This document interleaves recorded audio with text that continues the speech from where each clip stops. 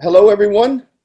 Here we are in New York City. This is Walter Robinson, the artist who has painted all the pictures in this show. I'm Richard Milazzo, the ostensible curator. Actually, I'm just really a puppet, an extension of Walter.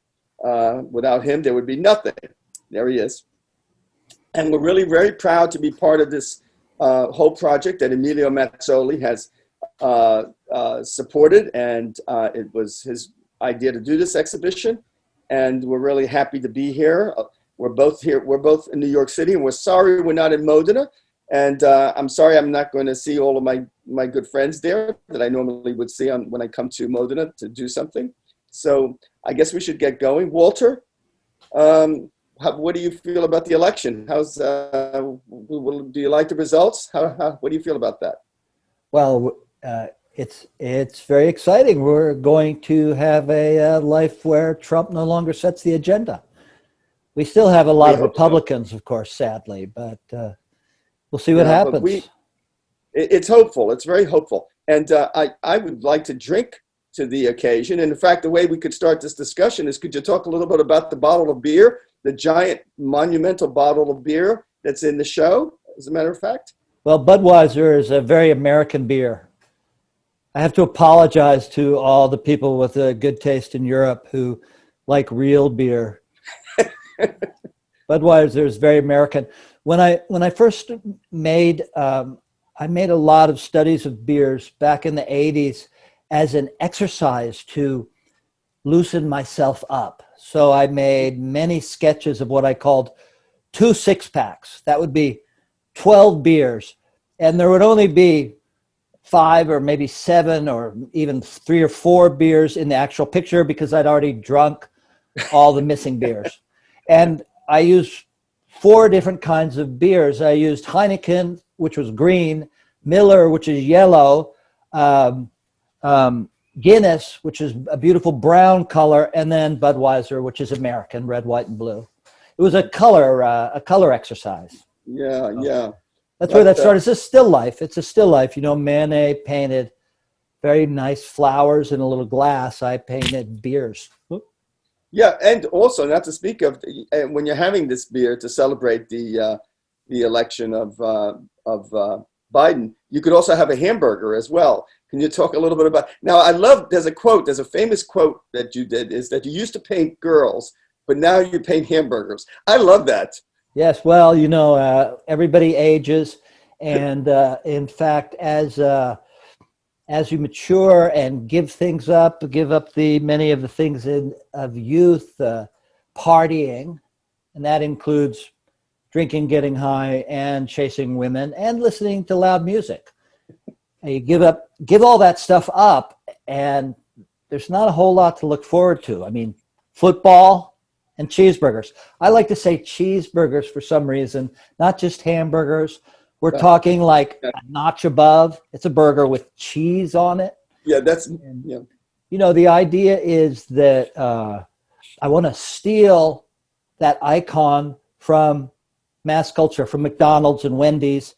So whenever anybody sees a cheeseburger, I want them to think of me, not McDonald's.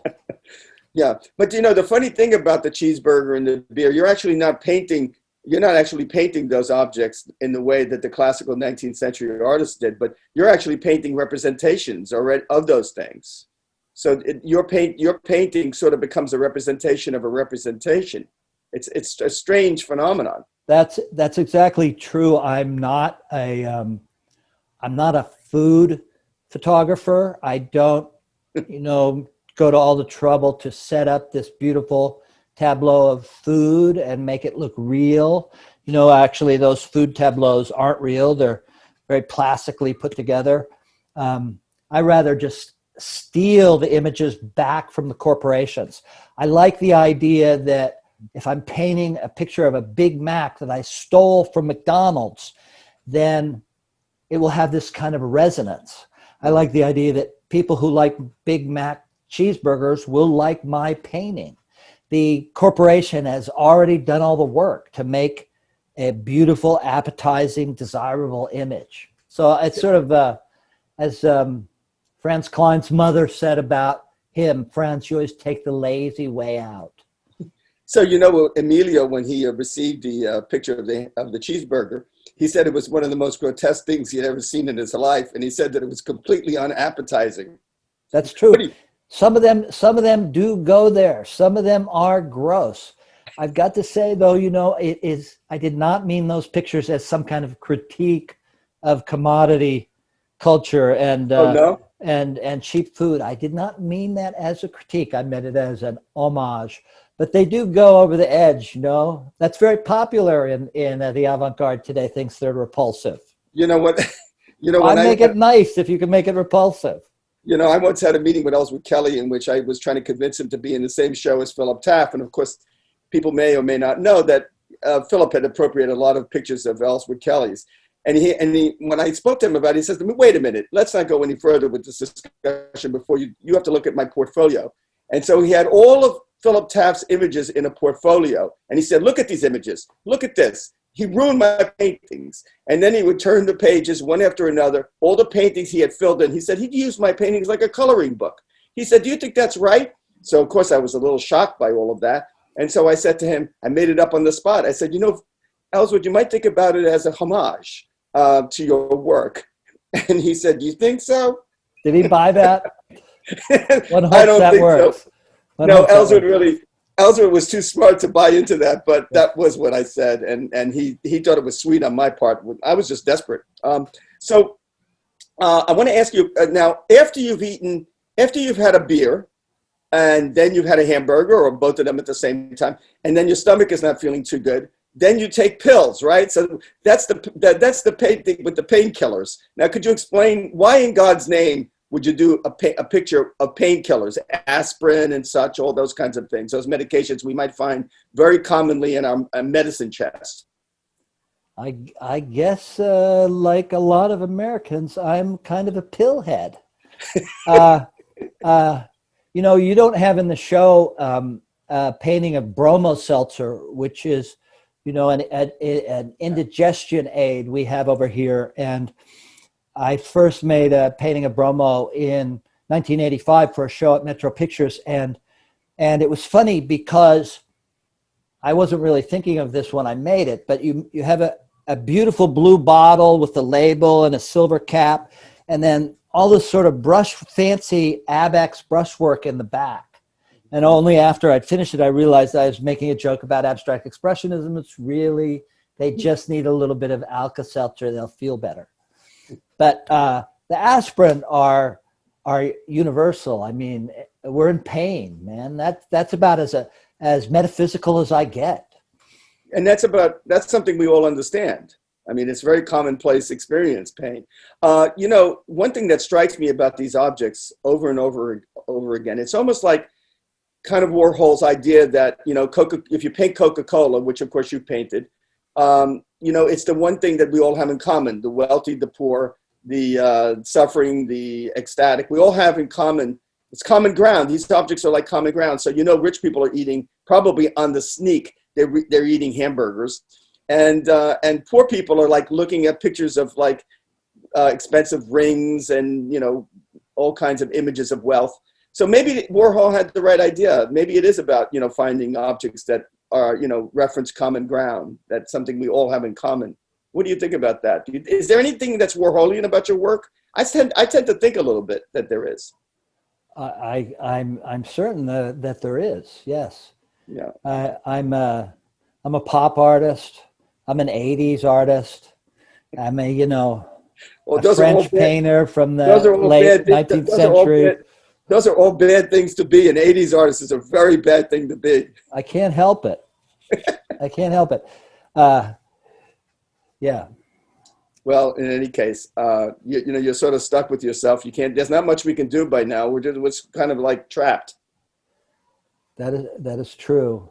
Okay, so I want to go to something else. You did some other objects in the show that are really quite interesting. You did a Raggedy Ann doll, and I know that's connected to your daughter. Could you talk a little bit about the Raggedy Ann painting? By the way, I love that painting. And Emilio had a very strong response to that picture when it arrived, and he said, you know, this is a scary picture. This is really, he felt like it was a little, had a little bit of the grotesque to it. And he said he was scared by it. And he was worried that it was going to scare other people.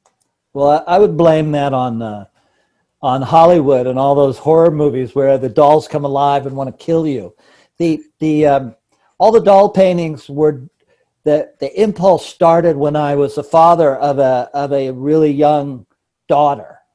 And as you probably know, they managed to collect a lot of dolls. And this was, in the 84, 85. And this actual doll, this Raggedy Ann, is her real doll that I actually photographed myself and painted from the photograph I took of her doll. So those are a little bit different from the cheeseburgers and the beers. This is a quest for authenticity. If you remember back in the 80s, there was a lot of concern about trying to make an authentic, trying to strip away the falsity of representations. And I thought at the time that the relationship of a little girl to her dolls was about as authentic as you can get. I'm not so sure today, but that was what motivated those pictures. And it was almost as if I did them all as a surprise for her. Mm-hmm. And looking back, luckily, I guess I have gotten to keep them all because she didn't want to collect any of them. The collectors don't buy other people's dolls. Now, you actually reminded me of something that's very important about your work, because, you and I have been joking a little bit and talking about, we've basically taken a kind of ironic view of your work. But the fact of the matter is one thing that's very, very, very, I find strange about your work and very compelling, which is that as a so-called pictures artist, as an artist that paints images from the mass media and advertising, there's a certain kind of, one could say, certain kind of snarkiness or a certain kind of criticality, or, just kind of looking at something from a certain side view. But the reality of it is it's your painting, and the paintings are very rich.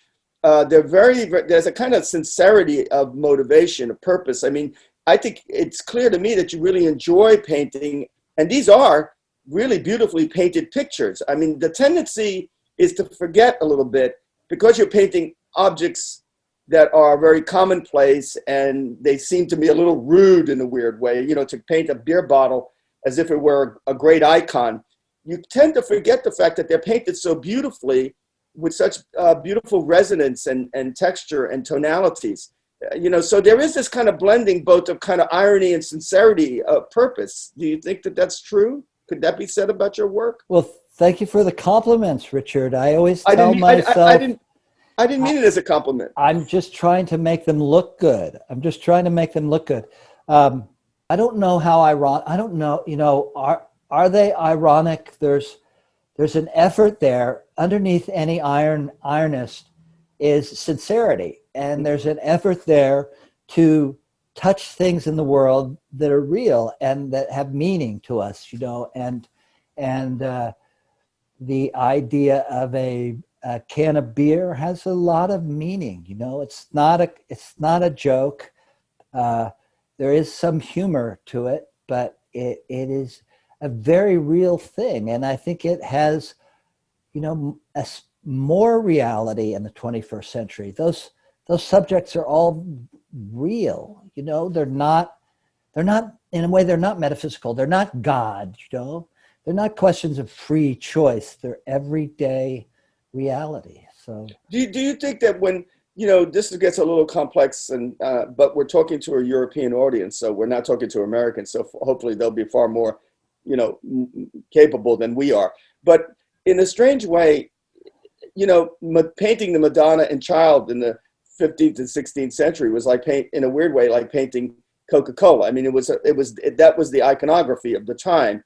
And do you think that there's a kind of the same kind of, I mean, are we talking about the sincerity of purpose in that sense? I mean, is it that it's so connected to the time that there's nothing ironic about it? It's just what there is. Do you think that that's still, even though a Madonna and Child are speak to metaphysical reality, I think to the Europeans painting at the time, they were really quite real. The Bible was much more real at that time to people than it is now to us. So in a weird way, there's a kind of maybe equation between painting a Madonna and Child and painting, Raggedy Ann.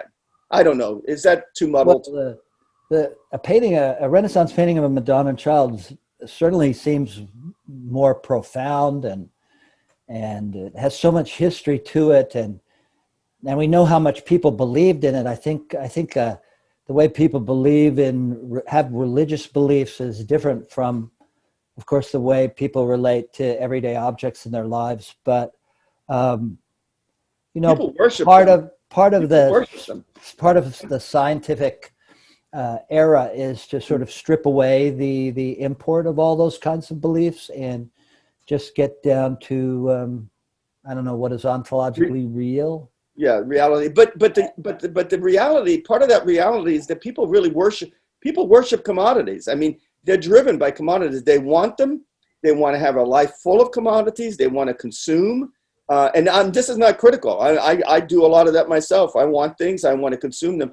So in a weird way, they're a very profound part of our reality. And I think that's kind of what comes through when you see how they're painted. How they're painted in a strange way changes their reality as being merely consumer items, and then they take on another kind of value. Now, I don't want to go so far as to say they take on a metaphysical value, but the way they're painted, being painterly as they are, makes them somewhat different than being advertising images. I mean, what are they advertising in a weird way when you paint them? What are you advertising when you paint them? A lot of times I like to fall back to biology, human biology and human evolution. So everything is based in desire, whether it's, simple hungers or addictions or, the idea that people like cats and dogs because they've evolved to appeal to us, and parenthood, all those things that are biological evolutionary realities upon which this apparatus of culture sits. And during the 80s, everybody was interested, all the artists and critics were interested in deconstructing the apparatus of culture. And I was being contrary and just wanted to look at the things I liked, the things that appealed to me, the things that had that kind of stupid meaning. Mm-hmm.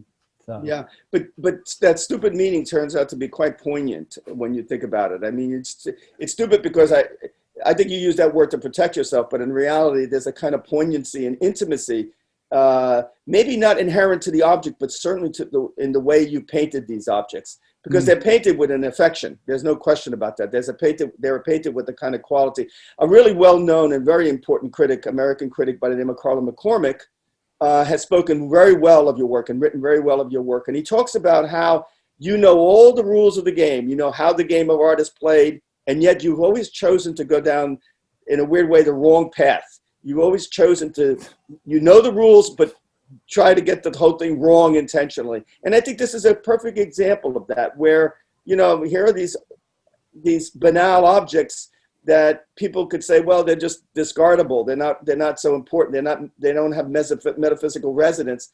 And I'm not suggesting that the way you paint them endows them with metaphysical resonance, but it certainly gives them something that lifts them into another dimension. I don't know, how would you call that dimension? I mean, I have no idea. I'm at a loss for words when I can't bring it further than that. Well, just in terms of what I do, and what I can do and what is possible for me to do, it does completely involve that kind of hands-on, intimate studio work. That working at an easel, I don't have an easel, I work on the wall, but working on a canvas with paints, that kind of personal touch that's a little bit primordial, a little bit atavistic, completely mysterious, in terms of color and texture and form and line and all that kind of stuff. It's not just that it appeals to me, it's the only thing I can do. It would be smarter to be a photographer and just take pictures, send them out to the lab, or to be an artist that has fabricators, call people up on the phone, can you make this for me? But that's not who I am. I can't do that. Why can't you do that? I don't know. I would often think that if only I could be Donald Trump, but I can't be Donald Trump. I can only be me. Thank You know what God. I mean? We Thank follow, God. everybody follows their own path. You can't Right. follow somebody else's path. I can't suddenly turn around tomorrow and follow Julian Schnabel's path. I can't do that. No, I can no. only follow my path. Well, he has his path and you have yours. I want to, before, I don't want to bore the audience, because if we start, I mean, we could talk for hours but we don't want to bore the audience. So let me just push on a little bit. I'd like you to talk a little bit about, I always have an image of you never following rules. You make up your own rules as you go along and you never follow them. So when we talked about doing a picture about cigarettes, I thought to myself, man, this is really the wrong image to paint, because it's kind of provocative. And smokes, the picture about the 4 types of cigarettes, very iconic cigarettes: Lucky Strike, Camel, Marlboro, and I can't remember the 4th one. A beautiful painting that's so evocative of Diebenkorn and Matisse and so many other wonderful artists, but with your own particular take on it.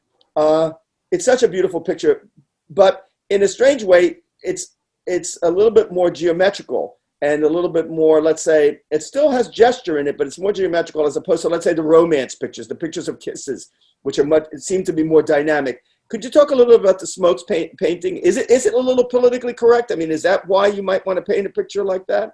It's politically incorrect. Politically incorrect, excuse me. I smoked all those brands of cigarettes. The 4th one was Pall Mall, non-filter cigarettes, although Marlboro is a filter cigarette, of course. And I've smoked many other brands as well. I stopped smoking 30 years ago. It was the hardest thing I ever did. I remember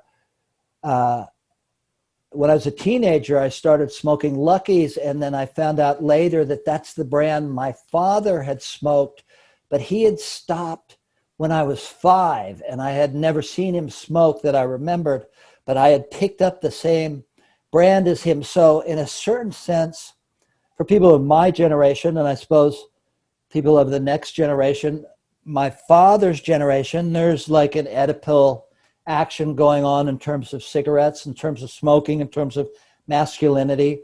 But I think these pictures, I took the opportunity to be more abstract, because, I'd love to be an abstract painter. I'd love to be an abstract painter. The problem is I hate the idea of sitting around and trying to think of abstract things to paint. Like, how am I, what am I going to do? Stripes, or how move the shapes around. There's so many good abstract painters out there. They're so inventive, and I love looking at their work. And the idea of trying to paint a cigarette pack in the manner of Richard Diebenkorn, people love Diebenkorn. Oh, the colors, the sensitive touch. Try to jam those things together. I guess there's a little bit of a joke in it. I usually like if there's some kind of joke in the pictures, because wit has a relation to the unconscious, somebody says. I don't know. That could some be. Old guy. But there's also some Matisse in it. There's it's a really what Joy and I just salivated over the picture when we saw it, because it so many of the images, especially the camels, reminded us of the desert and some travels. I mean, the picture has this strange extra dimensional quality to it. It's just the abstraction just brings it into another area. So and by the way, Pall Mall, when I smoked as a younger man, Pall Mall was my favorite cigarette. So when I saw that, I said, "Oh man!" And it was, by the way, there is a congruence between geometric abstraction and graphic design, and the design of the packs. There's a little bit of a Kenneth Nolan, whatever they're called, a little bit Target painting in there, and there's another abstract geometric abstraction. So yeah, can't resist that. It's a marvelous picture. I mean, it just and all the logos, they keep sending you to other places. Especially, as I said, I mentioned the desert, the camels, the palm trees in there. I don't remember all the images, but it just. I want to honor Larry Rivers. Tip of the hat to Larry Rivers. You always want that, and now that you mentioned Larry Rivers, I mean, by the way, I should mention what an excellent writer and critic you are. So you have me beat on all of this. When you in terms of analyzing your own work, you could do it far better than I can. So I'm really grateful that you're allowing me to to take a stab at this, but you're Go quite for it. right. Larry Ritter's is a very big part of that picture. Wonderful, a wonderful reference. Let me just push along a little bit. There's a picture of a nurse in this show, which I found really very moving. It's not saccharine or it's not morbid in any way. It's quite mysterious. You never know what she's running toward or away from. You don't know what's in the letter. But the picture was so apropos of the times we're living in, especially with this pandemic. And of course, Richard Prince seems to have dominated the whole use of the nurse, and how incredibly visionary that was, because he added a mask to all the nurses in his pictures. But there's something about your nurse that's so, well, that's a very sexy picture, first of all. But you really don't know what's going on. And that's what I love, by the way. I should bring this up about your work. Sometimes it might seem obvious, but there's a kind of mystery that goes around all your objects. There, especially these objects that stand by themselves. You kind of wonder about them in the same way you might wonder about a monument as it just stands there isolated. And this has that feeling of it. It's obvious. It's a nurse. She's got a letter. You don't know what's in the letter. You don't know what's going on. There's a mystery surrounding the picture. And yet everybody can relate to that picture. It seems very easy to get a hold of, but in the end, not really. I've said too much. No, that's good. I don't know what to say. There's a genre of illustration that's fairly well known over here. It's women running away from buildings. It's a Gothic genre that's aimed totally at women. It's about romance and lost love and all kinds of emotional events, and that's where that image comes from. So if you combine that with a nurse, anyway, all those kind of Gothic romances, there's usually possibly a nurse taking care of somebody who's ill, who falls in love with the man of the house. Right.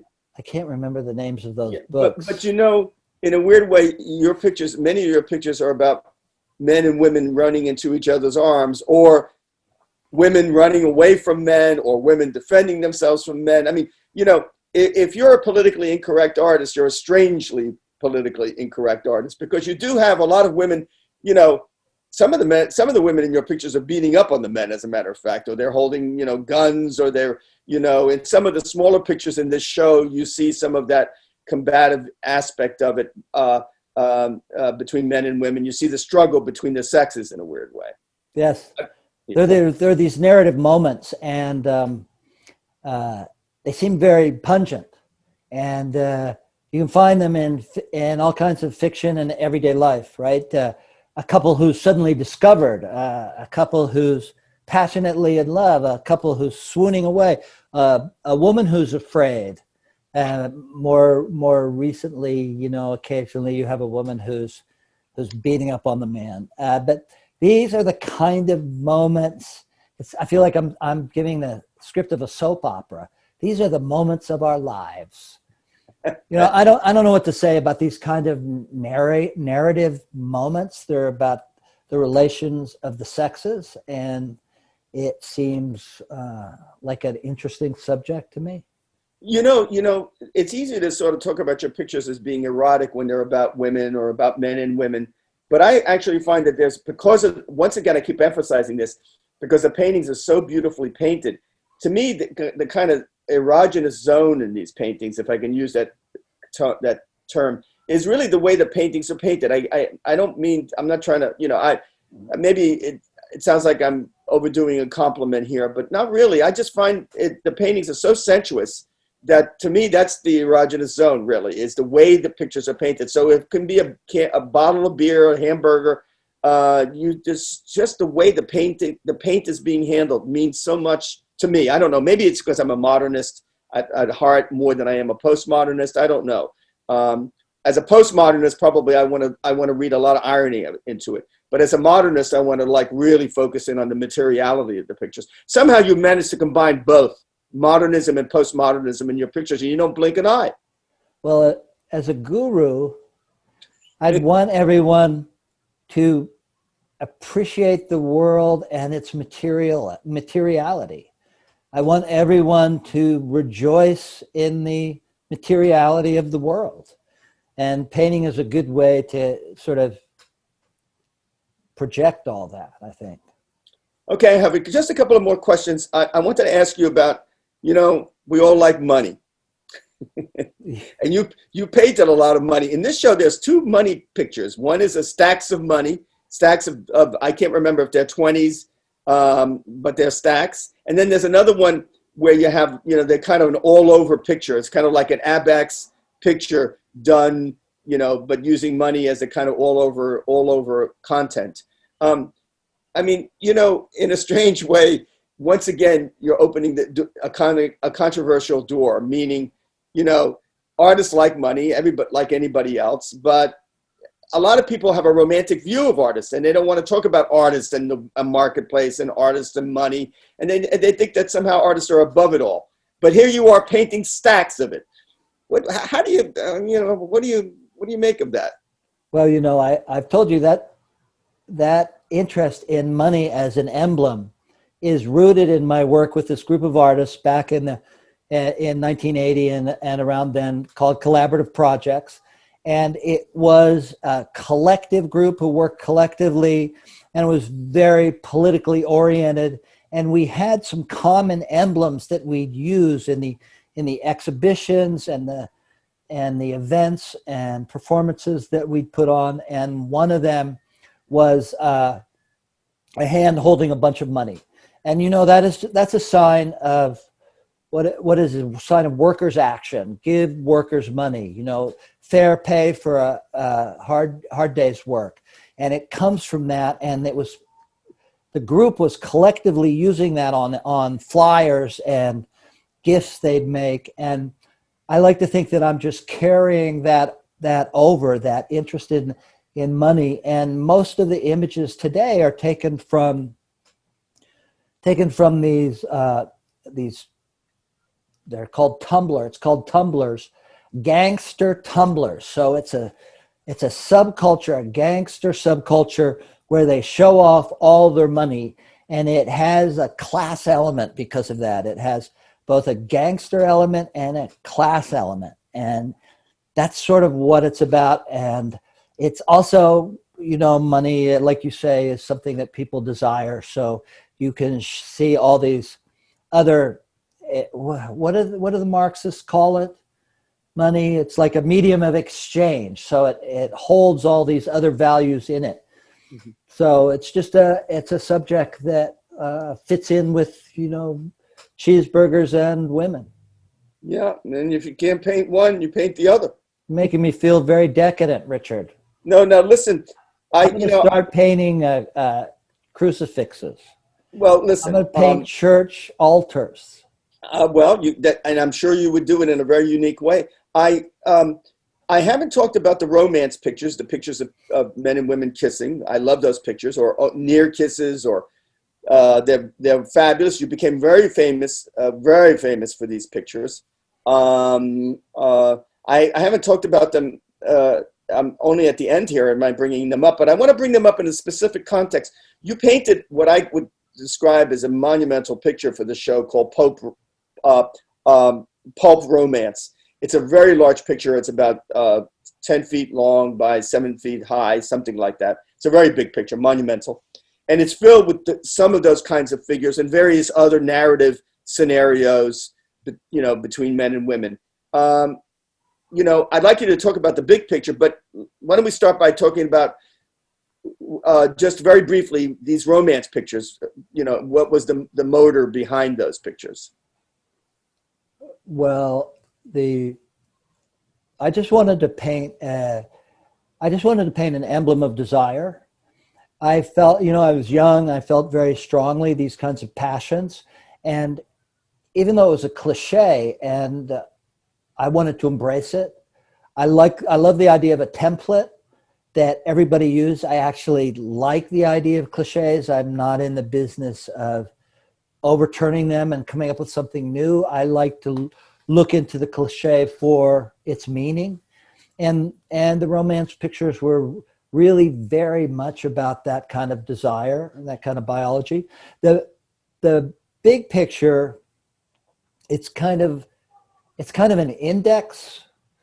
You know, there's an impulse, and it's like, forgive me, Richter's Atlas. You know, you have a collection of all your motifs and images, and you do them one at a time. And sometimes you put them all in together to get a kind of total index of what you're doing. And that's sort of what that big picture is. It has a lot of different images in it. Let me say something else about that picture. What really I find astounding about it, obviously the color is really has impactful, the way the painting's laid down. But the one thing that struck me very, very strongly was the composition, the balanced composition. I mean, I found it, Walter, you have this habit. I think it's a very bad habit. You tend to make hard things look easy, which is it's a great thing for an artist, but that's what we're supposed to do. I know, exactly. So this big picture, Pulp Romance, is filled with figures, and the figures just kind of interweave each other. There's diagonals in there. There are all kinds of things that make the picture dynamic, but overall, it's really the composition is so complex and yet seemingly facile. I mean, unbelievable. The figures just go in and out of each other. You just, and oddly enough, even though you don't get any one narrative, in fact, you get a multi-narrative painting, you get the feeling that you know that something happened here. You get the feeling of some kind of knowledge or some kind of something that comes out of the picture that's so meaningful. And yet, once again, you seem to cut it off just short of that. But what I really want to say is the composition is just amazing in that picture, Walter. I mean, was that an easy thing to do, or did you have to work at it? I mean, no.